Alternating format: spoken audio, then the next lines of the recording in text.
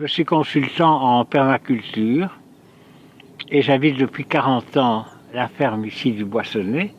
Et nous avons créé un petit hameau familial avec ma fille et mon beau-fils et ses enfants. Et nous habitons sur le même lieu depuis cette date-là. Voilà, et on vit en bonne harmonie.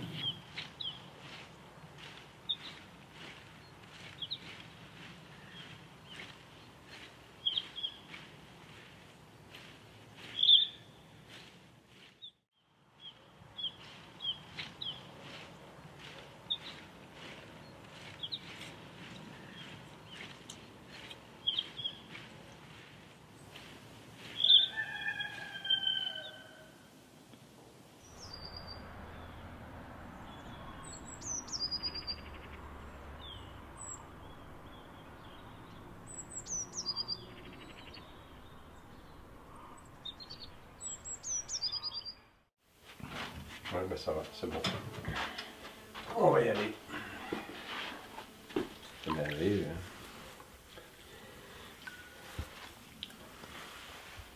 Mettre ça au milieu. Alors, on va voir ce que tu as préparé de bon. Alors là, je pense que tu n'as jamais mangé ça, Yerko. Donc l'humusation, c'est la métamorphose en 12 mois des humains en humus sain et fertile. Donc c'est un mode de sépulture qui s'inspire totalement du modèle de la forêt, qui fonctionne depuis la nuit des temps. Donc ça va être dans un endroit clôturé, sécurisé. Ça sera donc des humusateurs agréés qui vont faire cette mise en humusation, contrôler que tout se passe bien. Donc après les 4 mois, et que les eaux ont été moulinées, on reforme la butte sur le côté. Donc on avait déposé ce qui était au-dessus et on vient mélanger le produit du moulinage avec ce qui était mis sur le côté et avec ce qui était en dessous. Donc on reforme une butte, on en profite pour ajuster éventuellement le taux d'humidité et on laisse encore agir tout ce monde merveilleux des humuseurs pendant 8 mois. Et donc au total, la mise en humusation va prendre 1 an. Par après, il n'y aura pas de problème d'exhumation, on aura 1,5 mètre cube de super compost qui va pouvoir permettre de rendre autofertile l'espace pour faire pousser une centaine d'arbres. 1% de ce terreau va être dédié pour faire pousser l'arbre pour aller se recueillir. Et ça, tous les arbres pour aller se recueillir seront dans un bois du souvenir qui sera aménagé dans chaque commune. Donc le centre de humusation, c'est 1 par région, comme les crématoriums. Par contre, le bois du souvenir, c'est comme les cimetières, au moins 1 par commune. Et où on va regrouper tous les arbres qui vont pousser grâce à tous les défunts qui se seront fait humuser. La microfaune qui vit dans les tout premiers centimètres du sol, donc maximum une quinzaine de centimètres, va avoir vraiment le milieu idéal pour venir faire ce qu'elle fait naturellement avec ce qui tombe des arbres et ce qui traîne sur le sol en forêt. Et donc elle va venir d'une part métamorphoser toutes les cellules de la dépouille en humus sain et fertile. Ce que je vous présente ici, c'est le tas de compost dans lequel on a recyclé des animaux, dont notamment un bélier. Et ce bélier s'est décomposé environ en 1 année. Et donc, on a récupéré la laine et compagnie. Et donc, c'est déjà un test pour montrer que l'humusation, ça marche pour les animaux. Et c'est intéressant parce que c'est une matière organique de tout premier choix. C'est en fait à base d'un légume oublié qui s'appelle le rutabaga. Alors je te mets déjà un début, puis après tu me diras si tu en reprends, si ça te plaît. Donc il y a des oignons, il y a du fromage râpé.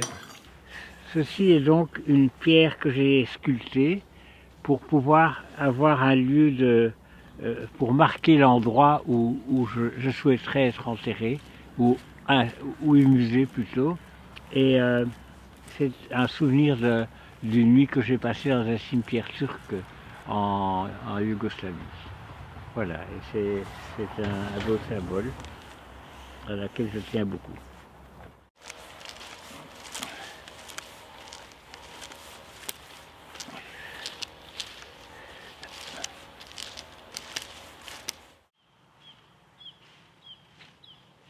Guy, tu as décidé pour le grand voyage de te fondre dans l'ordre des choses, d'embrasser le cycle de la vie.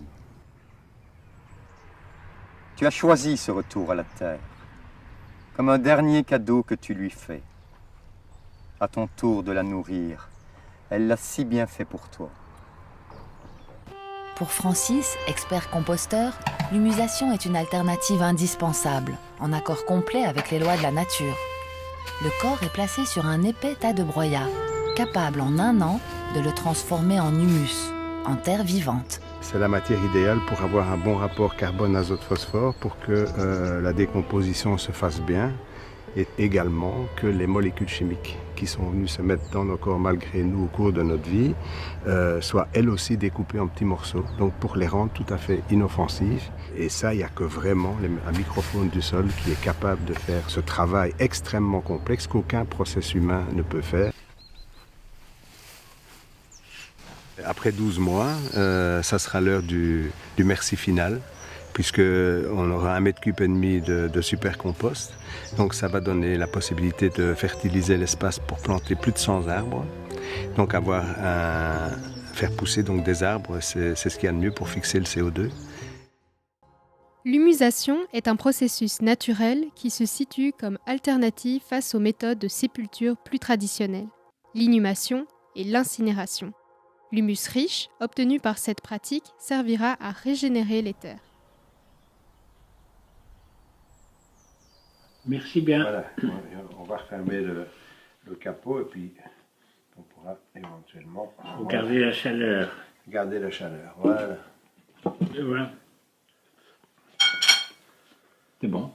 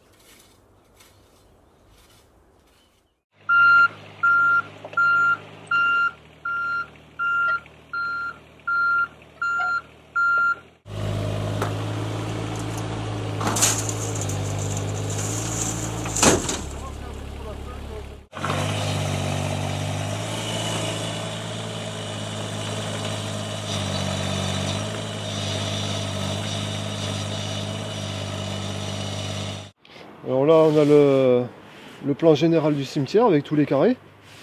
L'entrée du cimetière, hop, donc nous on est dans ce carré-là. Et puis après dans ce carré-là, donc on a la division 7, carré A. Et donc on a stabiloté tout ce qu'on doit reprendre comme concession.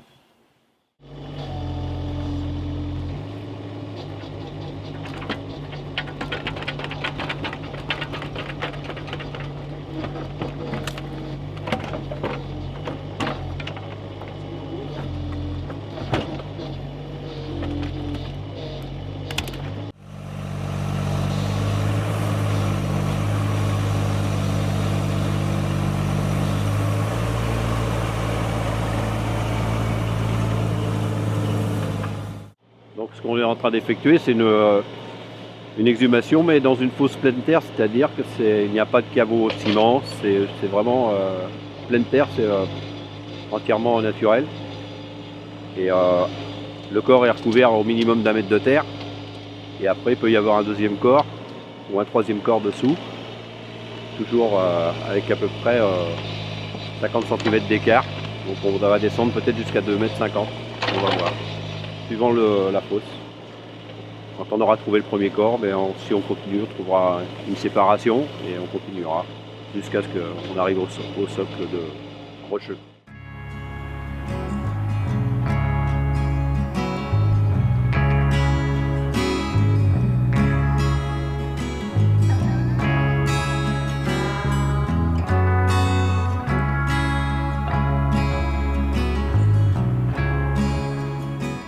Alors, il y a plusieurs différences entre un cimetière traditionnel et un cimetière comme le cimetière naturel de Souchet. La principale différence va consister dans le fonctionnement du cimetière, puisqu'on va avoir un fonctionnement qui va être un peu plus restrictif qu'un cimetière traditionnel. Ainsi, dans le cimetière naturel de Souchet, il n'est pas possible de faire construire des caveaux. On est systématiquement dans des inhumations en pleine terre. Ça, c'est une spécificité, puisque normalement, dans un cimetière traditionnel, les usagers ont toujours le choix. De même, en ce qui concerne la pose d'un monument au niveau du sol, dans un cimetière traditionnel, les familles ont quand même beaucoup de choix du moment qu'elles respectent l'espace concédé, alors qu'au cimetière naturel, elles savent qu'elles ne pourront pas faire poser une tombale ou une stèle, elles vont pouvoir personnaliser l'espace concédé par la végétalisation, c'est-à-dire qu'on va les autoriser à planter ou à déposer des bouquets de fleurs naturelles, alors fleurs sèches ou fleurs fraîches, mais elles ne pourront pas non plus déposer des bouquets de type fleurs artificielles. De même, les objets sont interdits au cimetière naturel.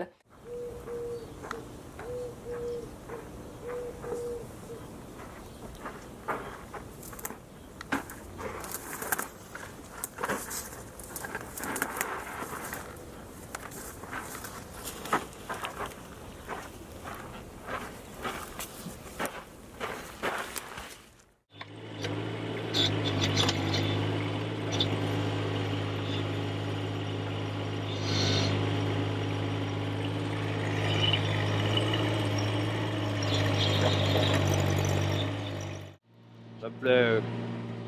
Oui, ça me plaît. Enfin, ça me plaît. C'est pas que ça me plaît, mais c'est un métier que je pouvais faire et qui n'est pas désagréable par rapport à. Il est tellement varié que. On fait absolument de tout. On a également des restrictions quant aux matériaux utilisés. Au cimetière naturel de Souchet, on va demander à ce que, par exemple, le bois du cercueil soit un bois simple, non traité, que le vernis, s'il y a un vernis, soit naturel. De même, les urnes devront être biodégradables. On va aussi accepter des cercueils en carton, du moment qu'ils répondent donc à certaines normes et qu'on a l'assurance que donc ce sont encore une fois des produits qui ne vont pas polluer les sols et qui vont se dégrader assez rapidement. On va également inciter, alors je parle bien d'une incitation, on va inciter les familles à ne pas faire subir aux défunts des soins de thanatopraxie. Et de même, on va inciter les familles à habiller le défunt avec des vêtements en matière naturelle, coton, lin.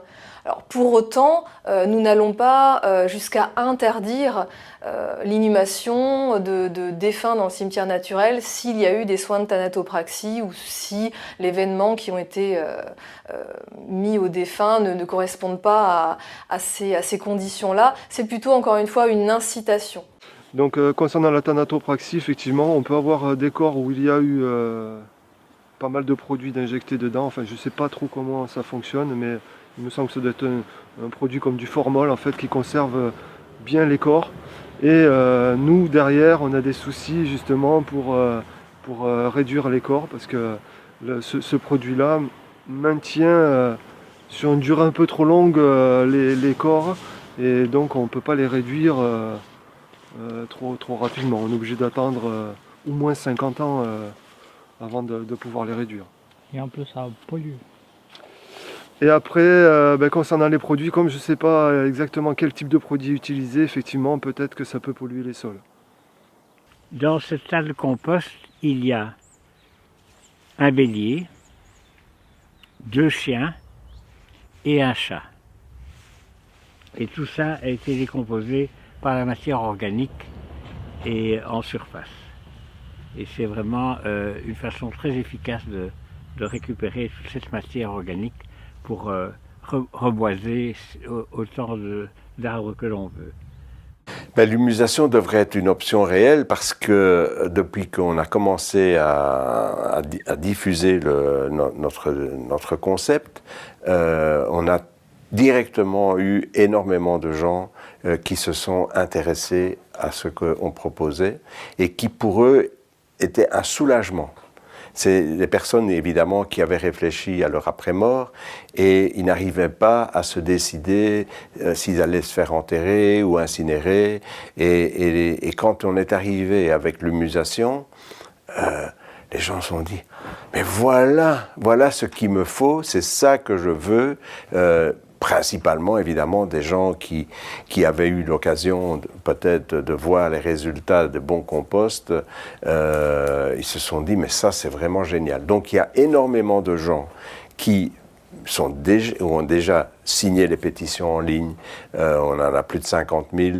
On a des gens qui ont signé les pétitions papier avant.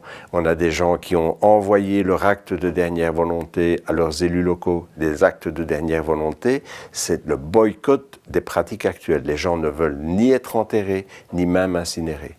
Et ils veulent en fait que les élus, qui sont les seuls qui sont au courant vraiment des problèmes qu'il y a dans les cimetières, parce qu'il y a peu de gens qui s'intéressent vraiment à ce qui se passe dans les cimetières, parce que évidemment c'est assez désagréable de penser à des êtres chers qui sont disparus et donc qui ont été enterrés, et donc peu de gens aiment trop savoir. Tout le monde se doute bien que ça ne doit pas être terrible, mais bon, tant qu'ils ne font pas vraiment de démarche pour savoir, ils ne vont pas rencontrer leur fossoyeur pour savoir ce qu'il en est. Mais en tout cas, dès le moment où on est arrivé avec cette idée de super compost pour métamorphoser toutes les cellules de la dépouille mortelle en humus sain et fertile, ah là, ça leur a parlé vraiment beaucoup. Donc il y en a malheureusement plus de 300, à notre connaissance, qui n'ont pas pu attendre que la loi passe. Donc ils ont dû être soit enterrés, soit incinérés. C'est le cas notamment de la compagne de Guy, qui en 2017, en décembre 2017, est décédée. Et elle a dû être enterrée, et donc elle se retrouve avec 2 mètres d'argile au-dessus d'elle, alors que c'était une permacultrice depuis plus de 25 ans.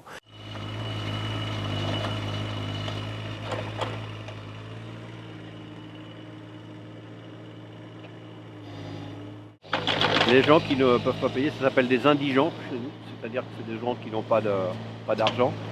Donc ils sont enterrés par la ville, par la commune. Et on leur fait des concessions, normal, on fait une fosse pareille, en individuel. Voilà. Il y en a quelques-unes ici. Ouais, parce qu'il y a plusieurs stades dans la décomposition du corps. Il y a un moment un moment de décomposition qui s'appelle la saponification. Donc le corps devient tout blanc et un peu savonneux. Et des fois on arrive à cette période-là pour le transférer, par exemple une famille qui fait une demande de transfert de corps dans une autre ville. Donc on est obligé de sortir ce corps-là.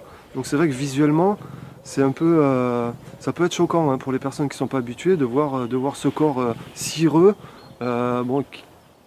couleur blanche, et bon voilà, plus l'odeur ajoutée à ça. Bon, c'est vrai que ça peut être choquant pour certaines personnes. Bon, nous, effectivement, on y est habitués. Heureusement, ça n'arrive pas tous les jours non plus. Donc ça va, on arrive à gérer ces situations-là assez bien.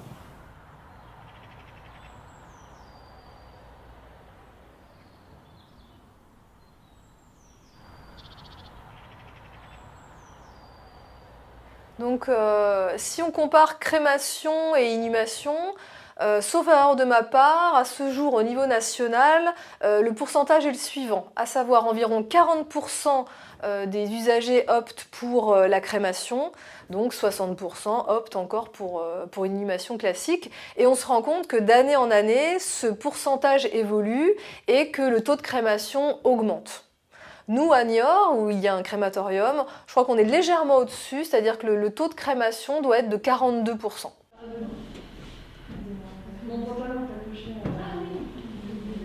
Donc lorsqu'une famille va opter pour la crémation, elle a évidemment la possibilité en amont d'opter pour une cérémonie religieuse. Ça arrive assez régulièrement, qu'il y ait d'abord une cérémonie dans un lieu de culte et qu'ensuite il y ait une cérémonie souvent plus intime au crématorium. En tout cas, c'est comme ça que ça se passe à Niort. Il est aussi possible qu'il n'y ait pas de cérémonie. Là, c'est vraiment le choix de la famille. Ensuite, au niveau de la crémation, donc, lorsque le cercueil arrive donc, au crématorium, il va être pris en charge par le personnel. Il va être donc amené dans la salle d'introduction qui est donc en partie technique, qui est une salle qui est totalement interdite évidemment au public. Seul le personnel habilité peut s'y rendre. Donc le cercueil va être déposé sur ce qu'on appelle la table d'introduction et va ensuite être introduit dans l'appareil de crémation. Je n'ai pas parlé du coup.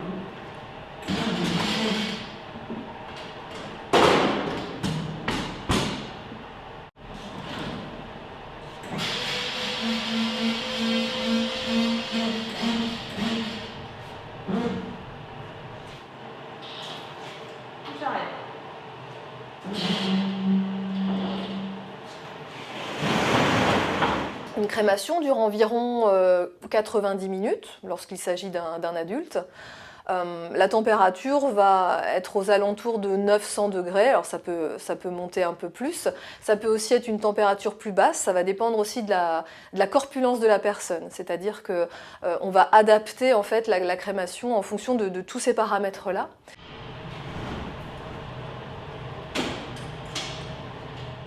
Donc en plus, dans les crématoriums, de par l'action d'un feu intense comme ça, évidemment, toutes les prothèses métalliques ou autres sont vraiment fort endommagées.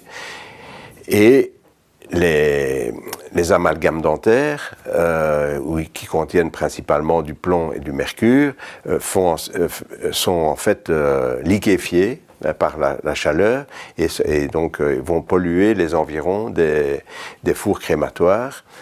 Donc ça, ce sont des vrais problèmes dans les crématoriums.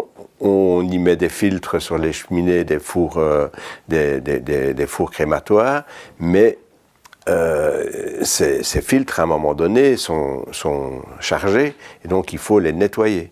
Et quand les bains de lavage des filtres, quand on n'a pas d'autre solution que de les balancer à l'égout.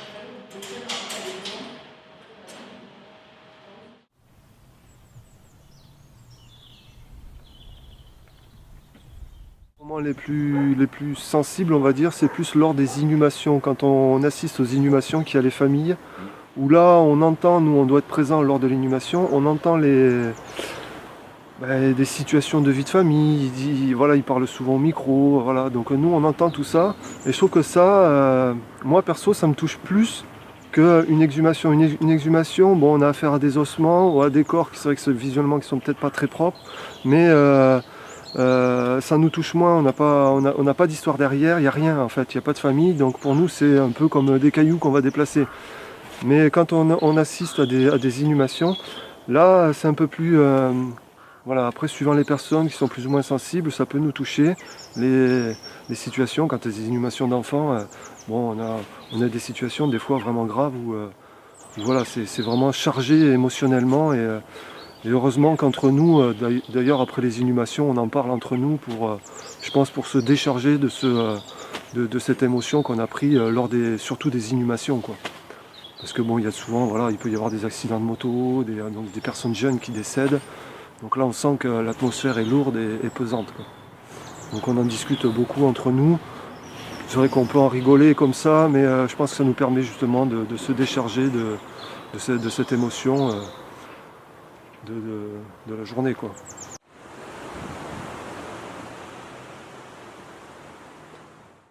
Donc à l'issue de la crémation, les opérateurs funéraires vont donc être amenés à récupérer les ossements. C'est-à-dire qu'on n'a pas tout de suite que des cendres.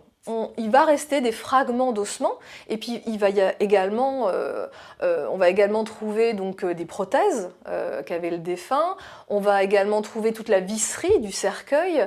Donc le personnel va récupérer, rassembler donc ces cendres, ces fragments d'ossements, toutes ces parties métalliques. Elle va à l'aide d'un aimant, elle va retirer donc tout ce qui est métallique, de manière à pouvoir ne conserver que les cendres et les fragments d'ossements. Ces fragments d'ossements vont ensuite être broyés, parce que la réglementation française est très stricte à ce sujet.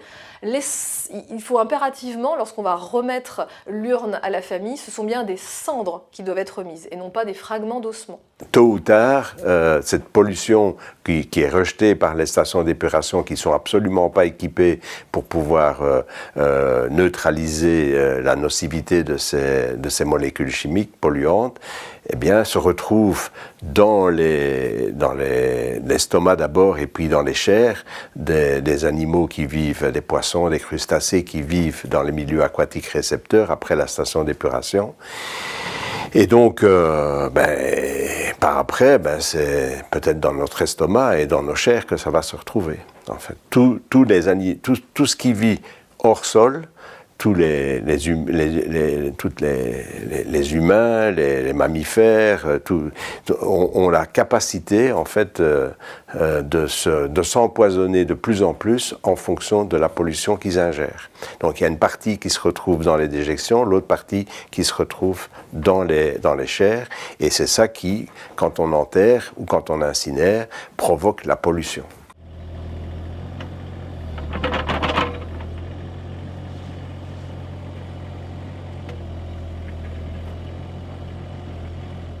Que pensez-vous, vos proches, par rapport à votre métier, vos amis Il y en a que ça choque, hein. Il y en a que ça choque, il y en a qui veulent même pas en entendre parler.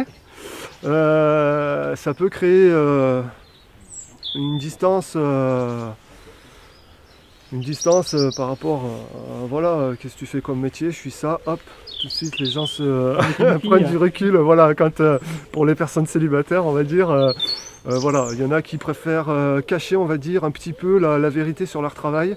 Moi personnellement je cache pas, je suis plutôt, bon c'est pas une fierté, mais bon voilà, il en faut, être fossoyeur c'est un métier, il faut qu'on soit là pour le faire, sinon voilà comment on fait, hein, s'il n'y a personne pour inhumer les gens, donc non, moi je suis plutôt assez fier du métier qu'on fait, c'est un métier voilà, qu'il faut faire, on n'a pas le choix, il faut, voilà, un cimetière c'est une gestion d'emplacement, donc il faut gérer cet emplacement, et après nous la famille, moi après la famille, moi des fois je peux leur raconter aussi hein, des histoires qui se sont passées dans la journée pour moi aussi me décharger émotionnellement.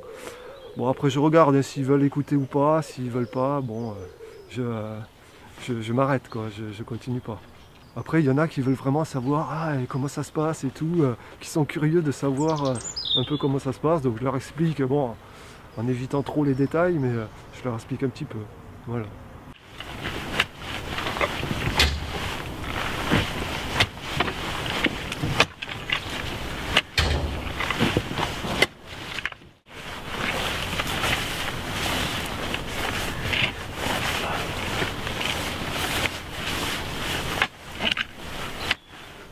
On a eu des personnes qui sont venues en immersion dans le service hein, pour apprendre le métier, pour connaître le métier, pour savoir s'ils étaient capables de faire ce métier. Il y en a qui ont fait, ça c'est compté en semaine, hein, même pas, ou même en jour. Hein. Ils ont fait quelques jours quand ils ont vu voilà, ceux qui sont un peu trop psychologiques, qui sont un peu trop mentales là-dessus, ils tiennent pas.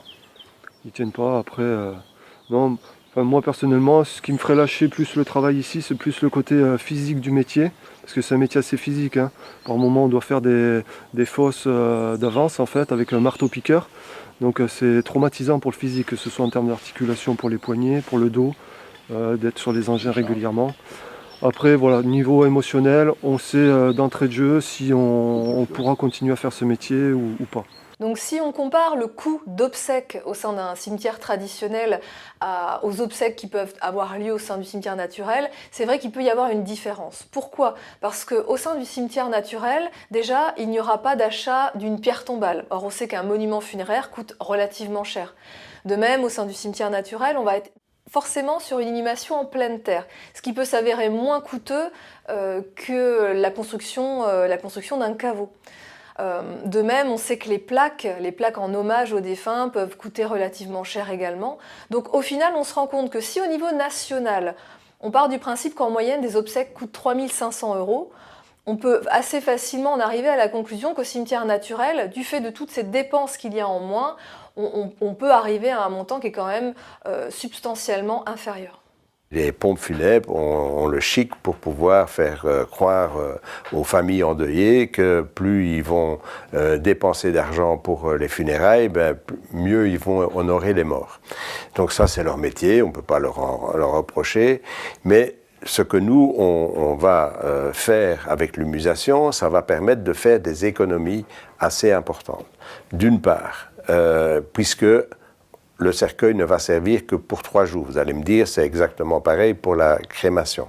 Et effectivement, donc il y a moyen de ne pas bousiller le cercueil après seulement l'avoir utilisé 3 jours. Donc on va faire un cercueil plus intelligent, un cercueil qui va être en fait réutilisable.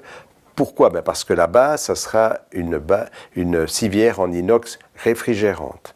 Pourquoi réfrigérante? Parce que si on réfrigère le corps, on risque moins d'avoir des problèmes d'odeur pendant la cérémonie.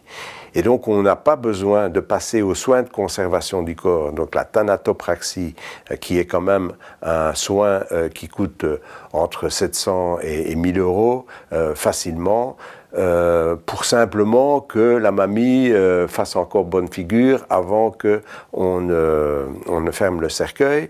Mais ce que la famille ne sait pas, c'est que pour la plupart du temps, c'est que pour faire ces soins, il faut d'abord enlever tous les fluides corporels, donc les intestins, le sang, tout ce qu'on peut pomper, on le remplace par des produits dont les bidons sont ornés d'une grosse tête de mort. Donc le formaldéhyde, le phénol, tout ça, c'est des produits qui sont extrêmement dangereux, surtout quand on enterre et même quand on incinère, puisque le formaldéhyde, ça provoque la formation de dioxine. La tendance, c'est d'amener tous les humains à se faire incinérer.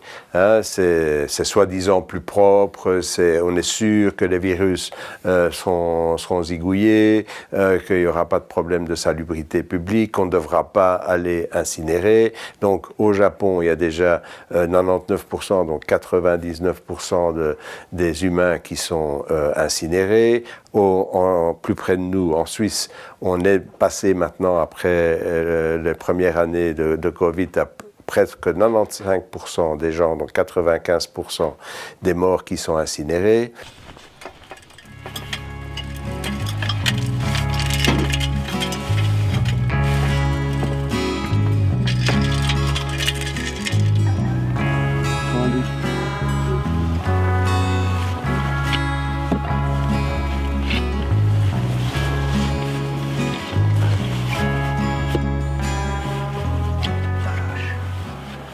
Moi, personnellement, j'ai toujours souhaité être inhumé dans un caveau, traditionnellement.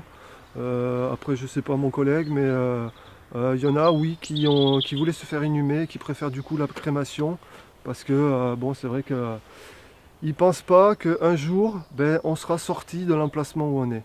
Quoi qu'il arrive, à un moment donné, il n'y aura plus de famille pour renouveler la concession, et à un moment donné, il faudra qu'on nous sorte de l'endroit où on est.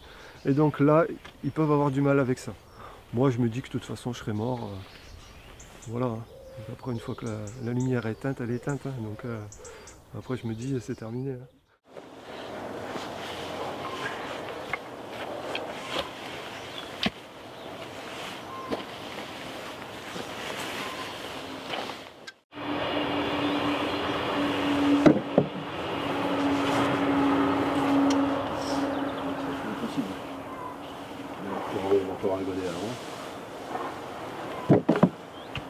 Donc oui, hier on a fait une exhumation donc dans un autre cimetière, où là c'était dans un caveau hermétique. On avait un marbrier qui devait ouvrir le caveau, donc il a ouvert le caveau. Donc nous on avait accès au cercueil, mais il y avait la housse blanche qui rendait hermétique le corps. Donc quand on a ouvert pour savoir si c'est exhumable cette poche en plastique, donc là on a eu tous les dégagements d'odeur.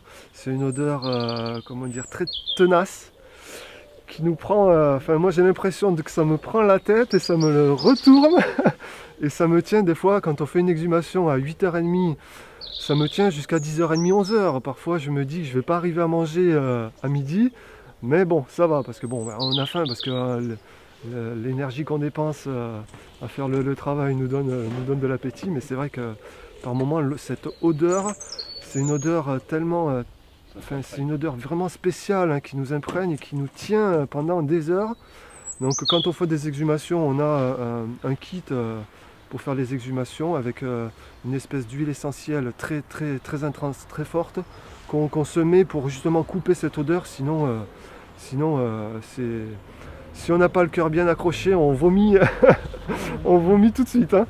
C'est immédiat. Donc souvent on ouvre, on s'écarte, on laisse aérer. Parce que c'est vrai que le secteur, ça va imprégner le secteur pendant un petit moment. Donc on attend que l'odeur s'en aille un petit peu et après on commence à travailler.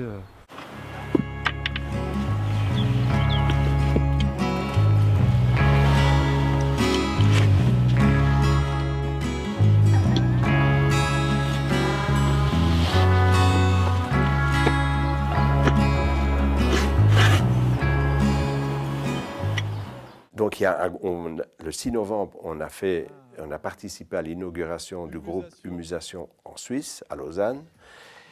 Et le groupe Humusation France a présenté le projet de l'humusation au Salon du biomimétisme à la Cité des Sciences à Paris, le 19 octobre. En France, un enterrement dans un caveau en béton avec un monument en granit émet l'équivalent en carbone de 4023 km parcourus en voiture.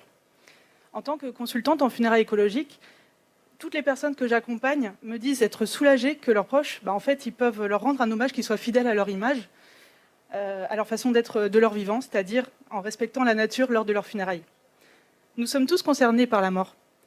Vous, les citoyens en quête de sens, à travers des funérailles à l'image de votre proche décédé, et désireux de nourrir à votre mort la planète qui vous a nourri de votre vivant. Vous, les professionnels du funéraire en quête de satisfaire ces particuliers à travers une activité économique rentable. Vous, les collectivités territoriales, soucieuses de répondre aux besoins des usagers et aux problématiques foncières des cimetières. Vous, les législateurs qui avaient à cœur d'assurer la sécurité et la salubrité à travers les obsèques et les lieux de recueillement. Alors si, comme nous, vous espérez que votre mort donne naturellement la vie à un arbre au pied duquel venir se recueillir, ou que vous souhaitez répondre à ce besoin, vous aimerez sûrement l'idée d'un mode de sépulture régénératif. Un article de loi qui précise qu'on a le droit de choisir son mode de sépulture. Donc ça, c'est la loi des funérailles donc depuis 1887. On a le droit de choisir son mode de sépulture.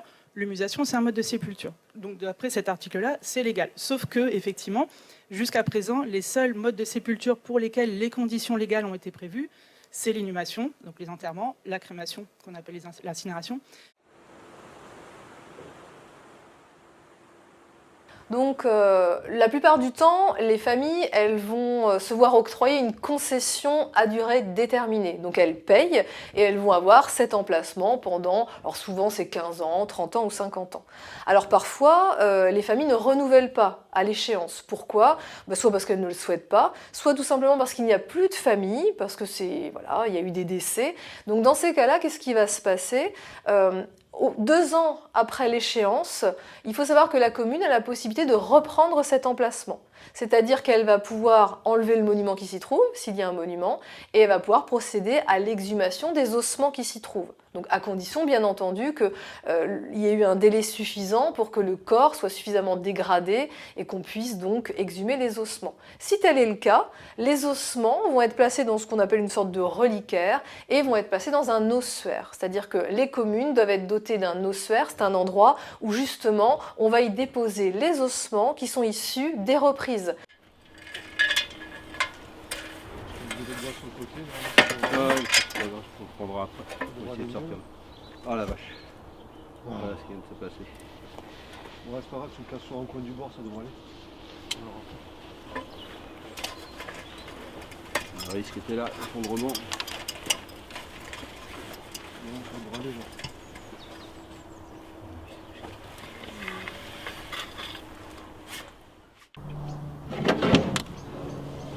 La caisse grise, parce que là je suis en train de déballer du corps. Pour l'instant j'ai pas. Ça fera de la place. Ouais. Si tu chopes la tête, ça te fera de la place pour te...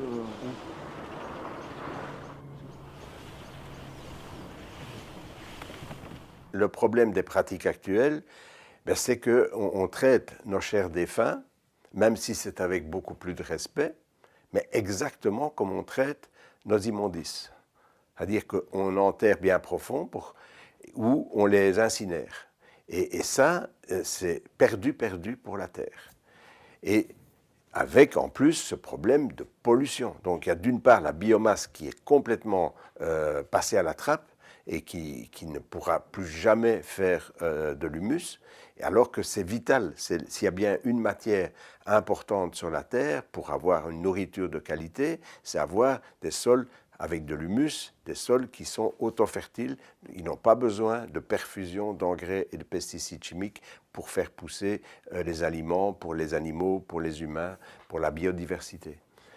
Donc, quand on enterre à 2 mètres de profondeur, bien, on provoque en fait la formation de cadavérines, de putrécines, qui sont extrêmement corrosifs et qui liquéfient en fait tout ce qui est mou, toutes les chairs, des humains comme des animaux, et tôt ou tard, l'étanchéité du cercueil, de la gaine en plastique, du caveau, lâche, et cette cadavérine, cette putrécine, entraîne tous les jus de putréfaction vers le sol d'abord, et puis par après vers les nappes phréatiques. Et ça, c'est vraiment dramatique, puisque la plupart des nappes phréatiques aux abords des cimetières sont toutes classées indépolluables. Mais ça, c'est quelque chose qu'on ne veut pas trop savoir, parce que jusque maintenant, il n'y avait pas vraiment de solution. Il fallait soit enterrer, soit incinérer. Ouais, ça, c'est le fond. Alors ça c'est le capiton. Le capitonnage du cercueil, hein, c'est pas des vêtements. Là, c'est le fond du cercueil, de toute façon, là, celui-là. C'est le capitonnage. Ah oui, c'est le fond du cercueil qu'on voit. Ouais,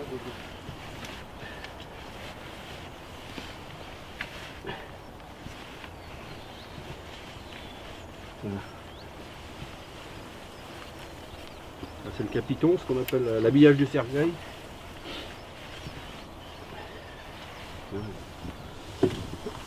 Oh ben. Si j'ai mis mes élastiques de doigts, je peux pas continuer. Ça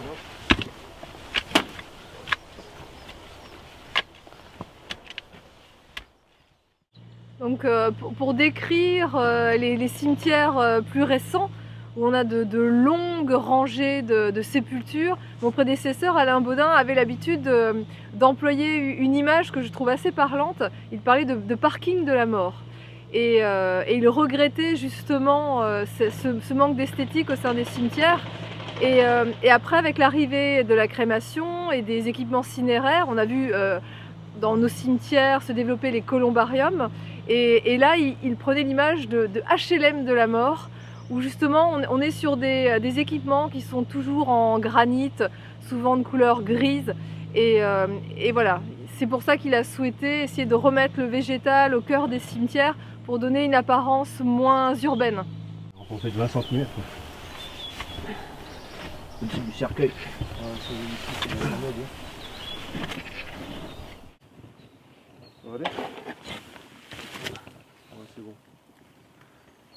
C'est bon, c'est de la terre. Voilà. En fait, il y a quelques années en arrière, ils mettaient des housses en plastique. Et le souci, c'est que ça rendait complètement hermétique. Il n'y avait pas d'air qui passait. Et donc, quand on a l'exhumation à faire, quand on ouvre cette fameuse housse, le corps c'est momifié ou il a voilà, et puis ça garde tout, les odeurs, tout. Donc c'est en général il faut super longtemps avant de pouvoir exhumer ce type de corps. 40 ans qu'elle était en terre. Ouais. Là hier on avait un exemple, ça faisait 40 ans qu'elle était inhumée. On a ouvert la housse. Bon voilà, c'est assez particulier en termes d'odeur. Et puis en termes de visuel aussi, c'est pas terrible. Hein. Donc là on est sur des côtés un peu plus glauques, on va dire. Sinon là après la plupart du temps quand c'est en pleine terre, souvent quand il y a des arbres à côté aussi, ils ont tendance on va dire, à épurer le sol. Et donc on a des eaux qui sont assez secs. Donc on va dire les 3/4 du temps ça reste comme ça, donc ça reste assez propre. Alors on nous pose souvent la question, combien d'années faut-il pour qu'un corps devienne réductible, c'est-à-dire qu'il devienne à l'état de squelette? Alors on se rend compte, en tout cas à Niort, avec notre expérience niortaise, qu'il n'y a vraiment pas de science exacte. C'est-à-dire que ça va dépendre de plein de composantes. On s'est rendu compte par exemple que dans certains cas, ce n'est pas parce que le défunt est inhumé dans un caveau que pour autant la dégradation du corps se fait plus vite. On se rend compte que dans les composantes à prendre en compte, il y a notamment le défunt, son âge, sa corpulence. Est-ce qu'il a subi des traitements suite à une maladie? Donc ça joue déjà beaucoup sur la durée de dégradation du corps. La nature du sol aussi va jouer pour beaucoup. On sait par exemple que si on prend le cas d'une inhumation en pleine terre, si on est sur un sol qui a subi pendant des années et des années des traitements avec des produits phytosanitaires, on va être sur une terre qui va être plutôt stérile. Donc moins de bactéries, donc une dégradation du corps qui risque d'être plus lente. Pour être quasiment certain, allez à 90% des cas, qu'une réduction de corps ou une exhumation de corps pourrait être possible, et là je parle d'exhumation, je parle d'ossement, hein, d'accord, on dit qu'il faut attendre entre 25 et 30 ans. C'est-à-dire il faut qu'il y ait 25 ou 30 ans qui se soient déroulés depuis l'inhumation.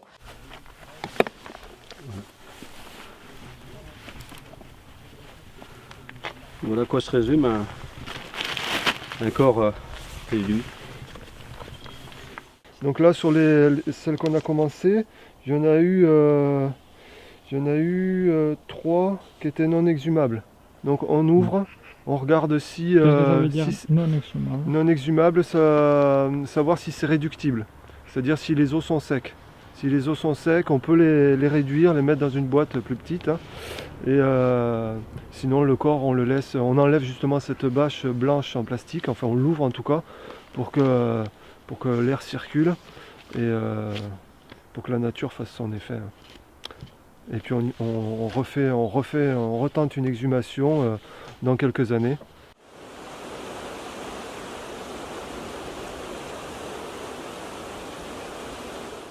Donc on a été, nous, sollicités par des usagers niortais et d'autres communes qui nous demandaient justement si l'humusation était possible au cimetière naturel de Souchet. Alors on leur a répondu qu'à ce jour, ce mode de sépulture était interdit en France. Par contre, il est vrai que ça se développe. C'est aujourd'hui légal dans certains États des États-Unis et on a entendu parler également de tests qui sont faits en Belgique. Alors, c'est vrai qu'à ce jour, en France, on a 2 modes de sépulture, la crémation et l'inhumation. Il est vrai que si ce nouveau type de sépulture était autorisé en France, ce serait assez intéressant de le proposer à nos usagers parce qu'on voit bien que déjà, c'est un mode de sépulture qui semble intéresser une partie de la population française. Parce qu'on est sur quelque chose d'assez naturel, on est sur une dégradation du corps qui se veut la plus rapide possible.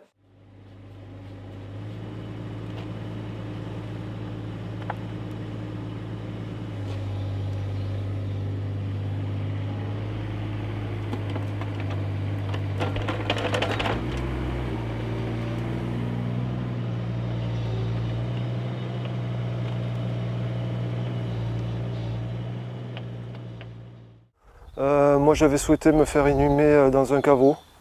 C'est vrai que ça paraît un peu aseptisé comme ça, mais voilà, je ne souhaite pas être en pleine terre parce que c'est pas mon souhait de départ. Après, voilà, ça n'a pas changé pour moi. Je ne suis pas pour la crémation parce que la crémation, je trouve ça un peu violent. Pour moi, en tout cas psychologiquement, c'est trop violent pour moi. Je reste sur la même idée que j'étais dans le temps. Même si je sais qu'à un moment donné, je serai exhumé pour être mis dans un ossuaire. Par rapport à ma mort, je me dis que je pourrais très bien être enterré, ça ne change rien, puisque une fois qu'on est défunt, on est défunt. Je veux dire, la famille pourra toujours venir sur cet endroit sans problème. Après l'incinération, je ne suis pas pour non plus. C'est une façon extrêmement rapide de quitter la vie, quitter la terre.